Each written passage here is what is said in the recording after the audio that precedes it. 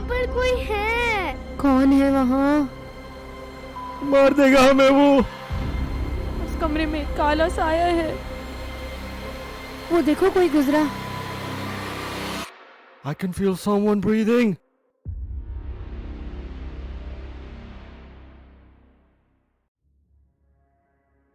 जरा सोचो, cricket match, कुछ प्लेयर्स, रमजानों की रात, नाइट मैचेस, आप और आपके दोस्त। क्रिकेट खेलना आपका पैशन हो, आपका शौक हो, और एक रात आपके साथ ऐसा हो जिसके बाद आप रात में क्रिकेट खेलना ही छोड़ दो। ज़रा सोचो, आपको रात में घर से बाहर निकलते हुए भी खौफ आए क्योंकि आपके साथ जिसने क्रिकेट खेला हो वो आप में से नहीं हो। सिर्फ इमेजिन करो, आपकी टीम का एक प्लेयर जो आपके साथ 5 रातों तक खेला हो, आपको पता चल जाए कि वो इंसान नहीं था और आपकी एक बदतमीजी की वजह से उसकी पूरी फैमिली आपसे बदला लेने पहुंच जाए। ऐसा हुआ है उन लड़कों के साथ जो रमज़ानों में नाइट मैचेस खेलते थे। तो उनकी कहानी जानने के लिए इस वीडियो को आखिर तक ज़रूर देखना, क्योंकि कहीं आपके साथ भी ऐसा हुआ हो और आपको पता ही ना हो।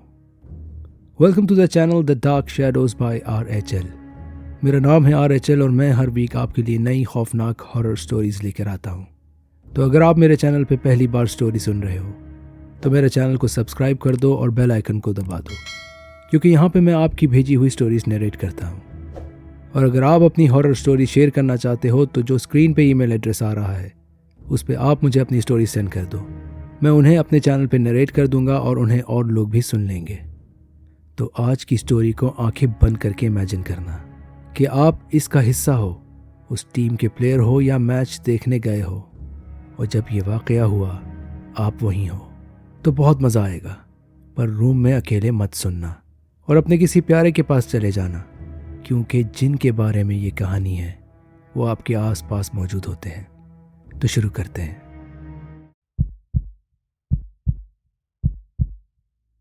अस्सलाम वालेकुम RHL। मैं उम्मीद करता हूँ कि आप खैरियत से होंगे और आपके लिए खूब दुआ करता हूँ। मेरा नाम यासिर है और मैं कराची का रहने वाला हूँ। ये उस टाइम की बात है जब मैं अपनी फैमिली के साथ गुलशन में एक फ़्लैट में रहता था। मुझे क्रिकेट का बहुत शौक़ था, बल्कि आज भी है। बस फ़र्क ये है कि अब जिम्मेदारियों की वजह से मैं खेलता नहीं हूँ, टाइम ही नहीं मिलता। पर उस टाइम मैं काफ़ी अच्छी क्रिकेट खेलता था और क्रेज़ भी बहुत था मुझे। हर शाम अपने फ्लैट के नीचे अपने मोहल्ले के लड़कों के साथ मैं मैच खेलता था और अक्सर टूर्नामेंट्स भी खेलने जाता था। हमारी एक टीम भी थी जो कि आसपास के फ्लैट्स के लड़कों के साथ मिलकर बनाई थी। ये वाक़या जो मैं आपके साथ शेयर कर रहा हूँ ये 2002 के रमज़ानों की बात है। आपको तो पता है कि रमज़ान हो और नाइट क्रिकेट ना हो कराची में, ऐसा होता नहीं है। हर जगह आपको कहीं ना कहीं लाइट्स लगी हुई मिलती हैं और लड़के बच्चे सब मैचेस खेल रहे होते हैं। हम भी अपनी टीम के साथ रमज़ान में नाइट मैचेस खेलते थे और इस रमज़ान में भी हमने नाइट मैचेस खेलने थे। क्योंकि सर्दियों के रमज़ान थे तो लड़के काफ़ी बीमार होते थे, तो अक्सर हमें कोई ना कोई अरेंज करना पड़ता था मैच के लिए। या कभी दूसरी टीम से फील्डर खिलाते या कभी कोई भी एक लड़का डबल बैटिंग करता। मैचेस हम गुलशन में ही अपने फ्लैट्स के पास खेल रहे थे, अपने मोहल्ले में ही। एक रात एक मैच में हमारे लड़के कम थे, तो हमने किसी न किसी लड़के को बोरो करना था या किसी न किसी को पकड़ के टीम पूरी करनी थी। जैसे किसी का छोटा भाई या चौकीदार या कोई भी मिल जाए, हमें उनसे टीम पूरी करनी थी। पर उस रात एक लड़का हमें नज़र आया जो कि दूर अंधेरे में ग्राउंड से बाहर खड़ा था, हमारे मैचेस देख रहा था। यंग 16-17 साल का लड़का होगा। तो हम उसके पास पहुँचे कि क्रिकेट खेलोगे? हमारे लड़के कम हैं। लड़का बहुत अच्छा था, 6.5 फीट के करीब हाइट, कोरा चिट्टा काली आँखें और काले कंधों तक बाल, और बहुत फिट था। ऑफ वाइट शलवार कमीज़ पहना था, पर बोलता कम था। तो जब हमने उससे पूछा क्रिकेट खेलने का तो उसने हाँ में सर हिला दिया। हमने शोर मचाया और सबको इन्फॉर्म किया कि हमें खिलाड़ी मिल गया है, ये खेलेगा हमारी तरफ से। हमने उससे पूछा कि बैटिंग अच्छी करते हो या बॉलिंग, तो उसने हल्की सी आवाज़ में कहा कि दोनों। हमने उसे टीम में शामिल कर लिया और हमारी बैटिंग थी। हमने जब उससे नाम पूछा तो उसने अब्दुल रहमान बताया, पर ग्राउंड से थोड़ा ही अंदर आया था वो और टीम के साथ नहीं खड़ा हुआ। जब मैच स्टार्ट हुआ आरएचएल, तो आपको तो पता है कि कैसे लड़के हिटिंग करना चाहते हैं और हर बॉल पे हिट मारने की कोशिश करते हैं। यही हुआ और सब हिटिंग के चक्कर में आउट होते चले गए, क्योंकि हम उस लड़के को जानते नहीं थे और सिर्फ प्लेयर्स पूरे करने के लिए उसे टीम में रखा था।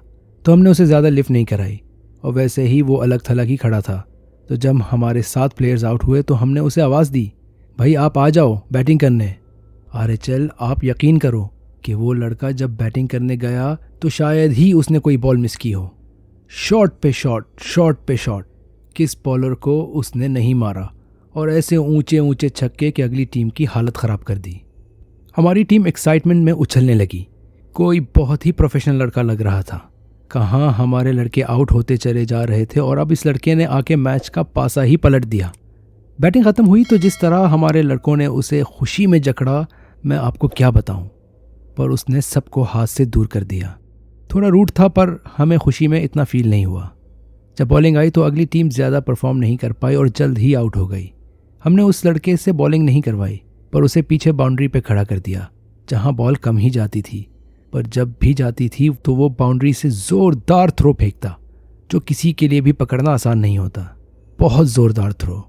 मैच ख़त्म हुआ और हम जीत गए और वो बगैर किसी से बात किए जाने लगा। हमने उससे नंबर मांगा पर उसने कहा कि वो फ़ोन यूज़ नहीं करता और वहाँ से चला गया। अगली रात जब हम फिर से मैच खेलने पहुंचे तो वो फिर वहाँ अंधेरे में खड़ा था। एज़ यूजुअल हमें फिर से किसी खिलाड़ी की ज़रूरत थी तो हमने उसे खेलने का कहा और वो राज़ी हो गया। आरएचएल, अगर प्लेयर्स पूरे भी होते तो हम उसे ही खिलाते, क्योंकि पिछली रात उसने ज़बरदस्त खेला था। जैसा कि मैंने पहले भी कहा कि वो सिर्फ मुस्कुराता था और ज़्यादा शोर वगैरह नहीं करता था मैच में और ज़्यादातर खामोशी रहता था।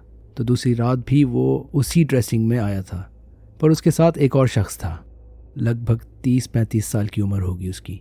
वही काली आंखें, काले बाल, काली दाढ़ी और वही 6.5 के करीब हाइट, पर जिसामत में थोड़ा भारी था, पर बिल्कुल उसी की तरह लग रहा था।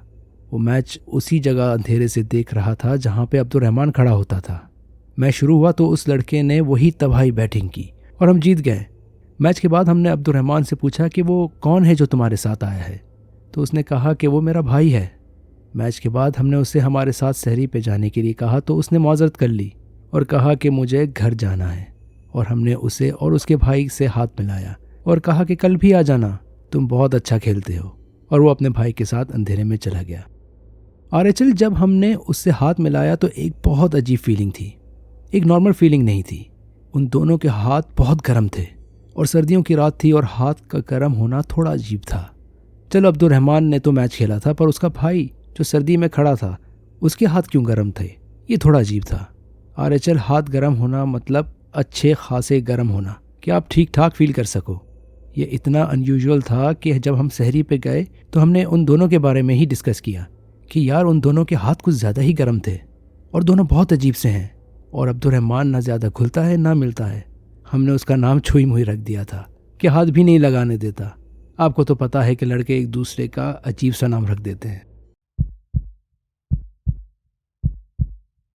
अगले रोज़ अब्दुर्रहमान फिर मैच खेलने आया, पर इस बार उसके साथ उसका भाई और 2 बुजुर्ग भी थे जिनकी सफ़ेद दाढ़ियाँ थीं और वही हाइट और हुलिया था। हम उन्हें देखते ही समझ गए कि ये इसी छुई मुई के रिश्तेदार होंगे। वो दोनों बुजुर्ग सफ़ेद ढीली ढाली शलवार कमीज़ पहने हुए थे और बहुत परहेजगार बुजुर्ग टाइप लग रहे थे। इस रोज़ भी अब्दुर्रहमान ने उसी तरह ज़बरदस्त क्रिकेट खेली और हम मैच जीत गए। वो फिर से सबको सलाम करके अब अपने रिश्तेदारों के साथ अंधेरे में चला गया। अब आपको तो पता है कि कुछ लड़के ऐसे होते हैं जिनको बेवजह पंगा करना होता है, हर चीज़ में क्रिटिसाइजिंग नेचर के। तो हम में भी एक लड़का ऐसा ही था जिसे हम शाजी कहते थे। उसने कहा कि भाई ये कौन है छुई मुई जो रोज़ आ जाता है, ना ये मोहल्ले का है और ना ही टीम का मुस्तकिल मेंबर है। भाई अपने लड़के खिलाया करो, बाकी प्लेयर्स मुंह देखने नहीं आते। दूसरी टीम के प्लेयर्स भी ज़्यादा खुश नहीं थे उससे और उनको इससे बहुत परेशानी थी क्योंकि वो बहुत अच्छा खेलता था। हम लोगों की थोड़ी मुंहमारी हुई और फिर एंड में ये डिसाइड हुआ कि उसको नहीं खिलाना क्योंकि दूसरे प्लेयर्स ने खेलने से मना कर दिया था और बज़िद थे कि अपने प्लेयर्स खिलाया करो। अगली रात जब वो दोबारा आया तो इस बार उसके साथ और लोग भी आए और वहीं अंधेरे में ज़मीन पे बैठ गए। इनमें कुछ बच्चे भी थे और उसका भाई और वो बुज़ुर्ग भी थे। लग रहा था कि उसकी फैमिली आई है उसे खेलता देखने। मैंने कहा कि यार आज खिला लो इसे, उसके काफ़ी लोग आए हैं मैच देखने। मैच के बाद मना कर देंगे कि हमारे प्लेयर्स पूरे हो गए हैं और कल से मत आना या आके सिर्फ मैच देख लेना, हम खिला नहीं सकते तुम्हें। थोड़ी सी बहस के बाद हमने उसे खिला लिया, पर शाहजी का उसके साथ बहुत बुरा रवैया था और वो उसके साथ बात बात पे उलझने की कोशिश कर रहा था। शायद अब्दुर्रहमान ने यह फील कर लिया, तो उस रोज़ उसका गेम अच्छा नहीं था और वो जल्दी आउट हो गया और फील्डिंग में भी जैसे जानबूझकर बॉल छोड़ देता हो।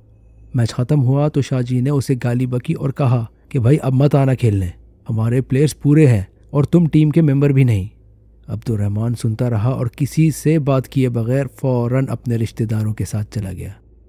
इस बार सहरी पे फिर से बहस हो गई।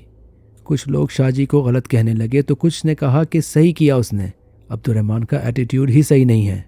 एक तो हम उसे खिला रहे थे और उसका दिमाग ही आसमान पे है। शाहजी ने कहा कि अब उसने एटीट्यूड दिखाया तो मैं उसे बहुत मारूंगा, और पता नहीं क्या क्या कहने लगा। पता नहीं शाहजी को उससे क्या प्रॉब्लम हो गई थी, या शायद वो जेलस था या उसकी नेचर ही ऐसी थी, पंगे करने वाली। अगली रात अब्दुर्रहमान नहीं आया और हमने एज़ यूजुअल अपना मैच खेला और शाहजी तो जैसे बहुत खुश था और अगली टीम तो वैसे ही खुश थी कि हमारी टीम से एक अच्छा खेलने वाला चला गया। पर थोड़ी देर बाद वो बीच मैच में अपने भाई के साथ आया और अंधेरे में खड़ा हो गया। मैंने तो उसको सलाम किया और मेरे कुछ और प्लेयर्स ने भी, पर उसने जवाब नहीं दिया। मुझे बहुत बुरा लग रहा था क्योंकि साफ पता चल रहा था कि उसको अच्छा नहीं लगा और वो समझ गया था उस रात शाहजी के एटीट्यूड से। खैर हम खेलने लगे और हमारी टीम की बैटिंग थी। मैच नॉर्मल ही चल रहा था कि उस रात शाहजी की शायद कमबख्ती आ गई। वो शोर मचा रहा था ग्राउंड से बाहर और टीम को मोटिवेट कर रहा था कि अचानक एक ज़ोरदार थप्पड़ उसके मुंह पे पड़ा और वो मुंह के बल जाके ज़मीन पे गिरा, जिससे उसका आगे का एक दांत टूट गया और उसके मुंह से खून निकलने लगा। हमें कुछ समझ नहीं आया, पर एक प्लेयर चीखने लगा कि तुमने देखा क्या हुआ। हमें समझ नहीं आया और हम शाहजी के पास भागे। जो प्लेयर चीख रहा था उसने अब्दुर्रहमान के भाई की तरफ इशारा किया और कहा कि इसने मारा है। हम सोचने लगे कि ये बोल क्या रहा है, पागल हो गया है क्या? वो तो अंधेरे में खड़ा है ग्राउंड की दूसरी तरफ, वो कैसे मार सकता है? अब्दुर्रहमान और उसका भाई जाने लगे तो हमारे कुछ प्लेयर्स उनकी तरफ भागे, जैसे उनको रोकने जा रहे हों, क्योंकि वो लड़का चीखी जा रहा था कि उसने मारा है, अब्दुर्रहमान के भाई ने मारा है। हम शाहजी के जख्मों को देखने लगे और हमारे कुछ प्लेयर्स अब्दुर्रहमान और उसके भाई के पीछे भागे। थोड़ी देर बाद वो घबराते हुए वापस आए और हाँफने लगे और जैसे उनके मुंह से आवाज़ ही नहीं निकल रही हो। हमने पूछा क्या हुआ, तो उनके मुंह से आवाज़ ही नहीं निकल रही थी। उन्होंने बताया कि यार वो लड़का और उसका भाई हमारे सामने अंधेरे में गायब हो गए। हमें समझ नहीं आया और हमने फिर से पूछा कि क्या कह रहे हो, तो उन्होंने फिर कहा कि यार वो दोनों कहीं गायब हो गए। हमें कुछ समझ नहीं आया और हमने मैच बंद करके शाहजी को हॉस्पिटल ले गए। पर आरएचएल जब हम संभले तो हमें पता चल गया कि वो लोग जो इतने दिनों से हमारे साथ मैच खेल रहे थे वो इंसान नहीं थे, और फिर उस पूरे रमज़ान हमारे किसी प्लेयर ने मैच नहीं खेला। ये बात यहीं ख़त्म नहीं हुई। शाहजी के साथ ये मामला चलता रहा। उसे हर रात बुखार चढ़ जाता। वो बताता था कि मुझे ख्वाब में कुछ लंबे लोग सफ़ेद लिबास में आके कहते हैं कि हम तुझे नहीं छोड़ेंगे, तूने अच्छा नहीं किया हमारे साथ, हम तुझे सबक ज़रूर सिखाएंगे। शाहजी बताता था कि वो उसको ख्वाब में बहुत मारते हैं और दर्द से उसकी आंखें खुल जाती हैं। शुरू में तो हमें लगा कि शायद शाहजी के दिमाग पे बहुत असर पड़ा है, तभी वो बहकी बहकी बातें करता है। पर उसके घर वाले बताते कि उसके जिस्म पे हर सुबह नए निशान होते, जैसे किसी ने उसे मारा हो। हमारे कुछ दोस्तों ने भी वो निशान देखे थे, पर मैंने नहीं देखे। उसके घर वाले उसे आस्ताने ले गए और पीर साहब को वाक़या बताया तो उन्होंने कहा कि मैं उनसे बात करूँगा, इंशाअल्लाह ठीक हो जाएगा। उन्होंने काफ़ी पढ़ाई की उस पर और सुना यही है कि हाज़िरी भी करवाई। शाहजी ने बताया था कि वो लगातार 7 दिन तक पीर साहब के आस्ताने जाता रहा और उस दौरान उसे सिर्फ बुखार रहा रात में, पर कोई नहीं आया उसके ख्वाब में या उसे मारने, पर उसे घबराहट बहुत रही। पर 7वें रोज़ के बाद उसको ख्वाब में 2 सफ़ेद लिबास में बुज़ुर्ग नज़र आए और उन्होंने कहा कि हम तुझे बख्शते हैं, तुझे तेरा सबक मिल गया है। और उन्होंने उस पर कुछ पढ़ के फूंका और कहा कि अब तू बुखार में नहीं रहेगा। उसके बाद से उसको रात में कभी बुखार नहीं हुआ और कोई भी अजीब व गरीब ख्वाब नहीं आया। बस आरे चल, ये था वो अजीब व गरीब वाक़या जो हमारे साथ रमज़ानों में हुआ था। ये एक सच्चा वाक़या है, तो आप इसे अपने चैनल पर ज़रूर शेयर करिएगा। तो ये थी आज की स्टोरी। उम्मीद करता हूँ कि आपको आज की स्टोरी पसंद आई होगी। इन स्टोरीज़ को लाइक और शेयर कर देना, और अगर आप मेरे हॉरर स्टोरी चैनल पर नए हो तो इसे सब्सक्राइब भी कर दो। अगर आपको ऐसी स्टोरीज़ पसंद हैं तो जो एंड स्क्रीन पर स्टोरीज़ आ रही हैं उन्हें भी ज़रूर देखना, वो बहुत हॉरर हैं और आपको बहुत मज़ा आएगा। तो सब्सक्राइब करके नोटिफिकेशन को भी दबा दो। स्क्रीन पे जो ईमेल एड्रेस आ रहा है उस पर आप मुझे अपनी स्टोरीज़ भेज सकते हो। मैं आपकी स्टोरीज़ अपने चैनल पे शेयर कर दूंगा और ये और लोगों तक भी पहुंच जाएंगी। अब मैं आपसे मिलता हूं अगली इंटरेस्टिंग और खौफनाक हॉरर स्टोरी में। फिर मिलते हैं।